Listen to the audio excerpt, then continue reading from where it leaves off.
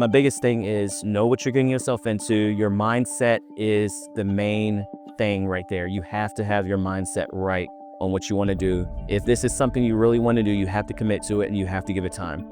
It's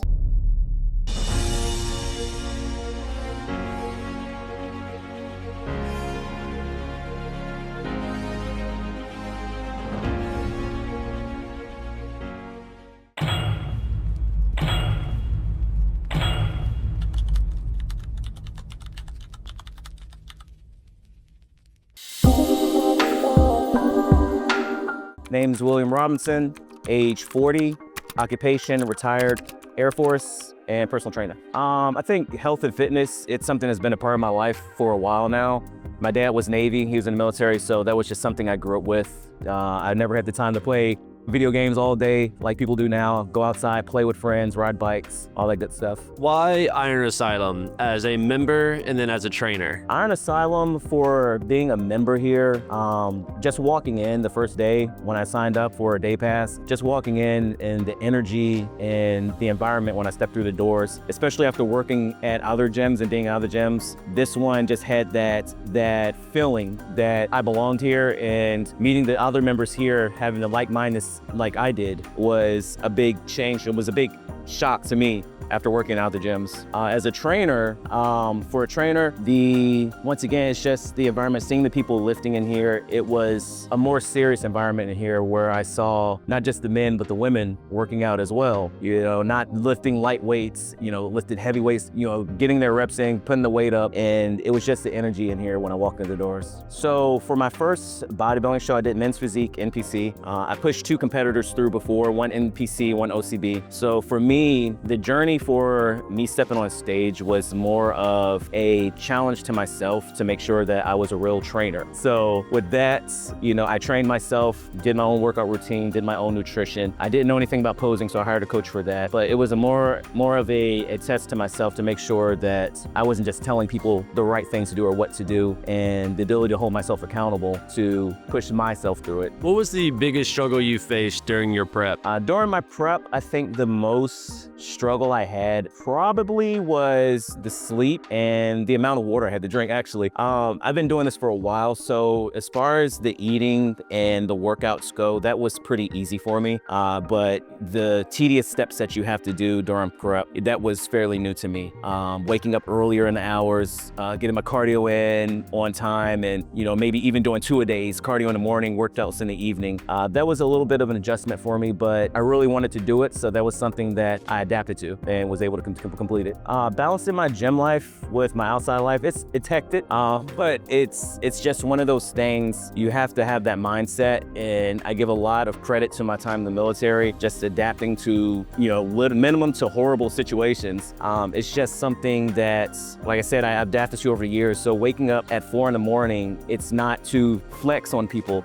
It's because it fits my schedule. If I did not wake up at 4 in the morning to work out, then it would be hard for me to squeeze it in throughout the rest of my day, because I take kids to school, you know, I have my wife, we have to make sure our kids have dinner, everything like that. So adapting and just fitting it in where it fits, where it works for you, is the best thing that anyone can do. You have to do what works best for you. So for me, it's a lot of caffeine, a lot of Rocky. No, so it's just, it's all a mindset. I teach my clients that if your mind is not into it on what you want to do, you know, I'm 40 years old now, so I'm past the, oh, I want to get huge, I want to get jacked. It's more of longevity for me at this stage. So I still have kids, they're fairly young, so I want to make sure I'm still able to keep up with them and everything like that, and obviously be able to handle tasks throughout my life. But it's just a mindset that I have, and it's just, you know, if I don't do this, then something else it's going to crumble underneath. It's sort of my foundation. It's what keeps me going. So the gym is the gym is my foundation. I've realized that over the years. It's the way that that's my outlet. It's how I get rid of my stress or anything that's going on. Coming in here, popping in some tunes, talking to the management, talking to some of the members while I'm around here. That is what keeps it together. So that is something that I, for the most part, will refuse to let someone come in between, is me and the gym. Outside the gym, I'll start there. The changes I've seen with myself is more discipline with food.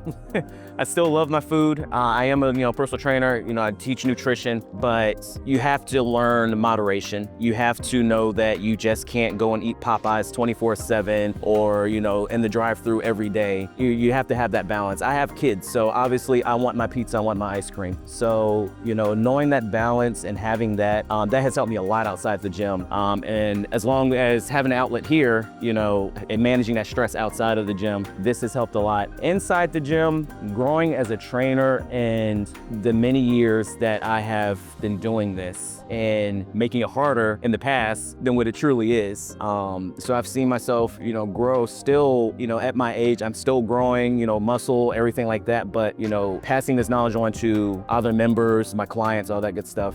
That's the changes that I definitely did not have in the past that I think I'm paying it forward now. So dealing with my clients, the hardest thing with them is, like I stated earlier, is the mindset of it. A lot of us, and me included, a lot of us will say something, our minds are saying, hey, I want to do this, I want to do that. But if you're not locked in, if your mind is not there, your body is going to follow. So if you're truly not locked in, we say a lot of things that we honestly don't truly mean. So the mindset is the biggest thing when it comes to fitness and nutrition. If you really want something, you're going to adjust your outside life or adapt to any situation that comes up. It's just a matter of you sticking to it. Yes, it gets boring after a while doing the same repetitive thing over again. But also it doesn't have to be complicated at all. Just have a good mindset, take your time, and you'll get to where you want to get to. So for me, what keeps me showing up is the fact that I am a personal trainer. I have a brand. I'm trying to promote, my brand, my, knowledge of fitness and nutrition. For me, it's holding myself to a standard in this position right here. If I'm taking people under my wing and teaching them, the ways of fitness and nutrition, in my mind, I better be doing the same damn thing, and I better be doing a step above them. So that's what kind of keeps me going. Like I said, I don't expect my clients to wake up at 4 a.m. I don't expect my clients to eat the same way I do. I teach them that everyone is different. You have to find what works for you. So what works for me is not going to work for them. How has the Iron Asylum community changed your lives in and outside of these walls? So being here at the Iron Asylum has changed me a lot because it's actually given me a little bit of hope in people, a little bit, to be honest, because I've spent a lot of time in other gyms where you see the same people come in and you watch, and yes, people watch, who doesn't, but you see the same people come in and they're working out and you see them over and over and you just don't see any changes with them. Coming here, and like I said, on my first day when I came in here, I was already talking to people that kind of had the same mindset as I did as far as competing. I never walked into a gym like that before, where I've talked to people who actually have been on stage close to the Olympia. It's been a big change coming to this gym, just meeting the members here, the community. Everybody's nice here. I never had anyone come up to me disrespectful or seen anyone else disrespectful. So it's just been a very great environment. I love it here. So some hardships in my life at the gym has definitely helped me overcome. So for me, growing up, and I'm only 5'2", so I get a lot of criticism about that, especially in the past.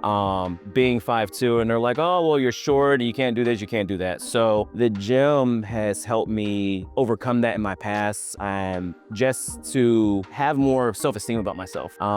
Being in the military, law enforcement, at the time, the gym was kind of a requirement in my eyes, because during my years in, there was a lot of tussles, bigger guys and things like that, that if I didn't do something, if I just let all that get in my head, I would have never turned to the gym and tried to make some kind of change. Obviously, I can't grow in height, but I can grow elsewhere. So that right there, the gym has helped me throughout the years into where now, it's not, I don't care. People are like, oh, you're still short. I still get it every now and then, but it doesn't bother me. It doesn't matter. So I think just going to the gym throughout the years that I have been has just changed my outlook on myself and just everything in general. So body dysmorphia definitely is a big thing, especially after competing.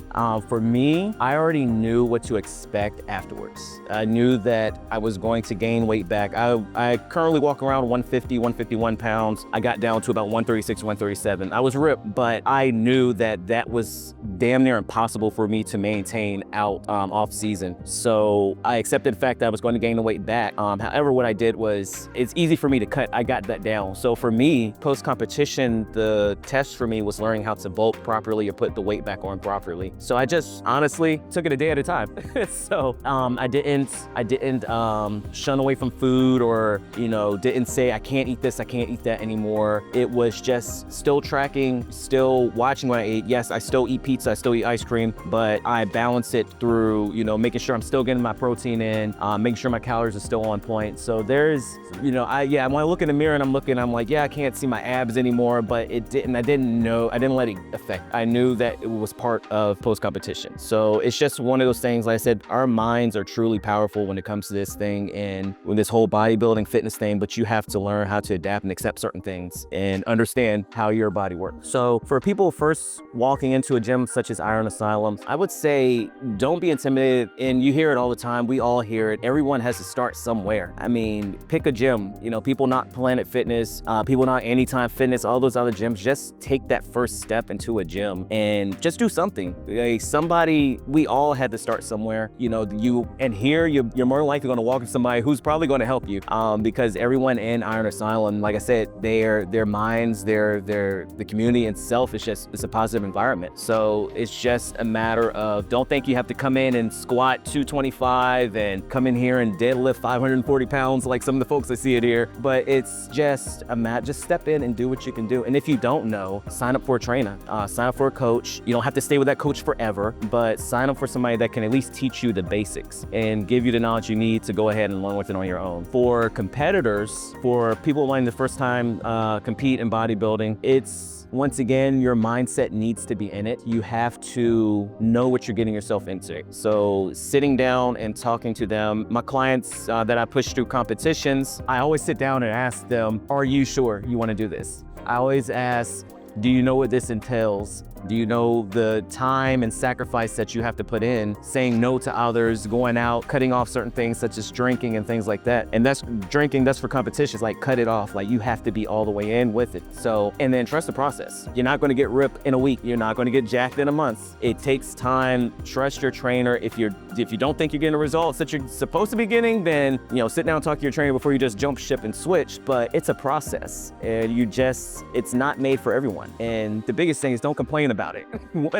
Nobody told you had to compete. Don't complain. You chose to do it, so go through with it. For someone looking for a personal trainer, a lot of personal trainers, we have a lot of social media. So that's one way to kind of go in and kind of just fill around and look at each page, see if they're kind of fitting what you're looking for. I know a lot of trainers, such as myself, I do bodybuilding, but I do also general fitness too. So it's kind of one of those things, like you really have to, fill around, reach out. Like I said, social media is a great tool to reach out and just say, hey, I'm looking for this, seeing if they can see if they're fit for you. If most trainers offer consultations, get with that trainer, talk to them, go through a workout, see if it's right for you, let them know what you need, and then go from there. If it's not a good fit, there's plenty of more personal trainers in the sea. So for someone struggling with mental health, for me, I didn't struggle with mental health, but I was always to myself because of that stigma, because men are supposed to be strong, men are supposed to hold everything in, all that stuff. And now, like you stated, it has gotten better. It's one of those things where,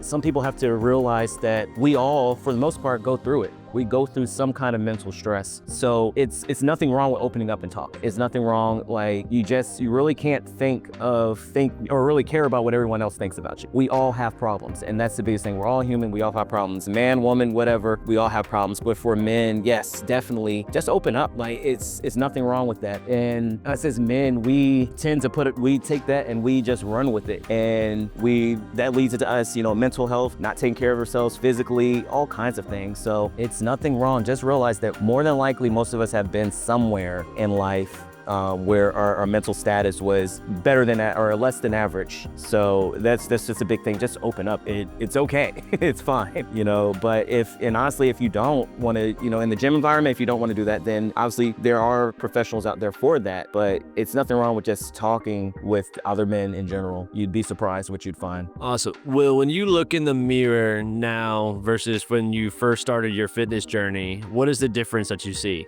So for me, the difference I see, especially at age 40, is I was doing everything wrong when I was younger. You know, and I come to the gym now and I see the younger guys, and I don't frown upon them because I was like them. I would come in and try and lift everything in the gym. I would think I could get away with eating everything. So now when I see myself, it's quite a shock, because at age 40, I see the physical change, but I also see the mental change too. I was, you know, obviously younger, I didn't have kids or anything like that, but now looking at myself and balancing everything, you know, not just inside the gym, but outside the gym. For my age, I think I'm in a very good position. I try to get better every day. Just because I hit this stage right here, it's not like, oh, I won, it's over. It's not over. You know, same thing when I retired from the Air Force. I retired from the Air Force, but it wasn't over. I still got more work to do. So yeah, the change that I see in myself now from when I was younger, when I first started all this, drastic change, mentally, physically, everything. If I could give information to my younger self, the biggest thing would be patience. I was such in a rush to get huge and put on size, or just try and cut corners on everything. And now it's, you know, I realize certain things you have to take time with it. Specifically bodybuilding, you have to take time. It's not an overnight transformation. Even just general health and fitness as well. Like, it takes time. You have to take your time, figure out what works for you. There's no one size fits all cookie cutter diet, nutrition plan, nothing. You have to figure out what works for you.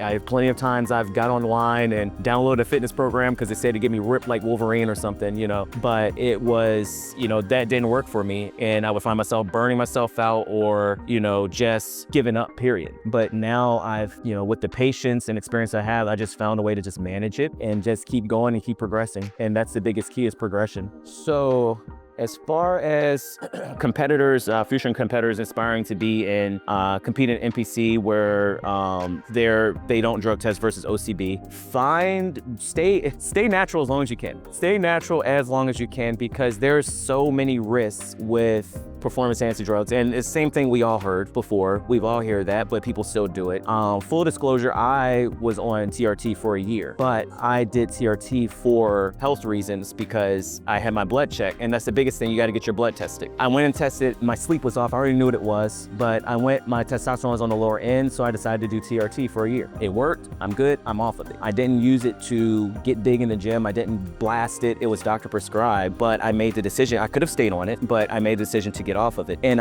I'm still fine. You have to get those boxes checked. Is your nutrition right? Is your fitness right? Is your sleep right? Is your stress right? Your lifestyle. Are you living a pretty decently healthy lifestyle? If those boxes are checked, then there is really no need to go on any kind of PEDs for anything. But if you think, before you even think, you need to check those boxes.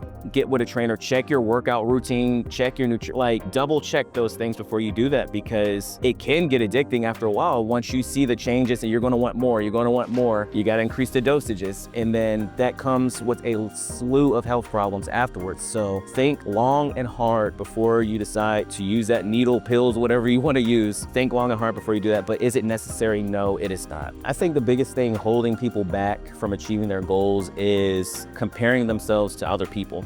That is a big one, and unfortunately, as a good tool, social media is the biggest reason for a lot of that. So I have a lot of competitors, people who are upcoming competitors, who they're on social media and say, I want to look like this person, I want to look like that person. I have to tell them, you're going to look like you. Like, don't waste your time looking at everyone else. Focus on you. When I prepped for my competition, I looked at no social media. I barely posted anything at all. I was to myself, and you have to be like that. For my competition, I literally was training like I was training for the Olympia, and it was my first show, and I knew I wasn't going there. But it was, you know, it's just one of those things where you're not going to look like anybody. Yeah, you can inspire to look like someone, but you're only going to look like you in the end. So comparing yourself to others is a big problem, I think, for a lot of people. So what gets me out of the bed at 3:30 in the morning, it's just the fact that for me, when I work out early in the morning, it sets my day up for me. I get a better satisfaction out of my day. Yeah, am I tired? Absolutely. I'm not going to say I wake up, Eric. I'm ready to just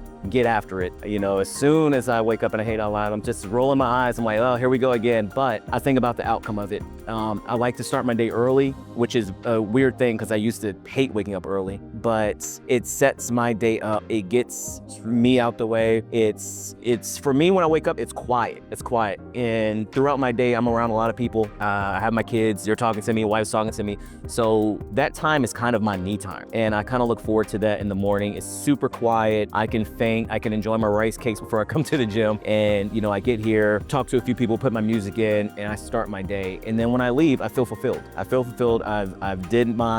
I've paid my dues, as some would say, and then I can start my day and not worry about it. And I can focus on everyone else after I focus on myself. So the biggest thing is just, that is my time for myself. So that's what kind of gets me up in the mornings, along with a lot of caffeine. So if I could give a message out to everyone, everyone who sees this video, it's who wants to take that first step and you get into the gym, compete or anything like that. My biggest thing is, know what you're bringing yourself into. Your mindset is the main thing right there. You have to have your mindset right on what you want to do. You have to adjust and change things in your life.